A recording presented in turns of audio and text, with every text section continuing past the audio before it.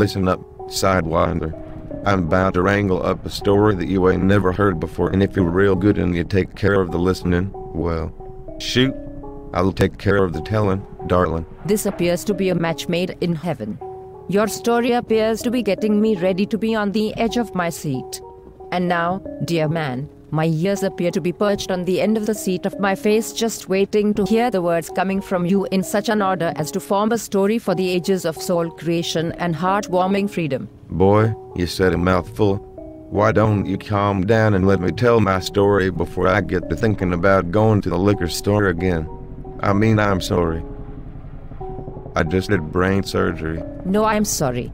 Everything I said was out of line. I should not have been such a defeatist about the particulars of your story. I appear to have the appearance of an apparition in apartheid with all the trimmings of an American woman finding free will and poverty and wealth. But enough about me and my dallies and troubles. Proceed with the tale for which you are about to become famous the world over because of a guaranteed promise. Okay, here's the story. As promised. Back in the age of childlike wonder, there was a man by the name of Disease. He fell to the Dutch when they approached him about a settlement for his land, his cattle, and most importantly, his 3 daughters. Their names were Pregunto, Varnestad, Tito, and Sam and Hekel. They were his pride and joy, but the Dutchmen at this time were keen to see that these young filth maidens were stamped into golden coins as a magical trick that would imbue the owners of the coins with powers beyond the will of God, nor man, nor beast, nor tithe. It was referred to as the infinite gift of premeditative greed and unholy sacrilege in the name of the under fire and demonic presences hither and thither and yon in this great time of man. All involved were frightened, as I'm sure you can understand.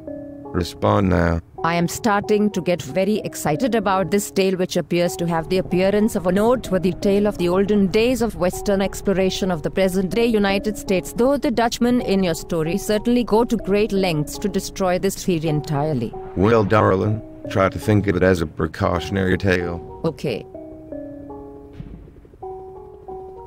Thank you. That helped a lot. So the Dutchmen began to take on their certain proceedings involving these young maidens and, well, they offered the man 15 yards of woolen rope, 5 beggars' shin bones, and all the cutlery he had created in Japan.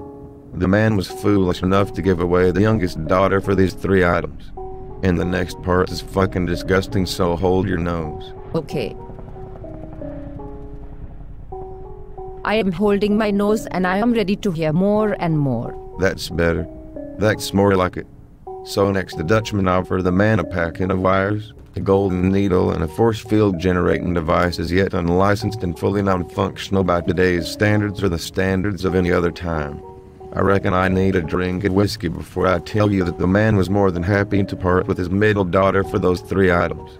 It may make you sick as hell to think about it, but these girls were definitely going to be raped, so that's why it was worse than you were already thinking.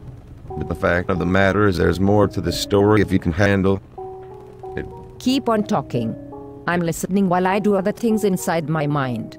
My mind appears to have drifted off, and it has the appearance of a mind gone astray, but I appear to be able to maintain a certain level of interest in your story as you speak it out, while my mind appears to go to another place.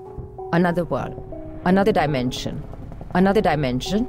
Another dimension. Another dimension. The 3rd and eldest daughter was traded for the famous Dutch cheese. Oh. I know. I know that.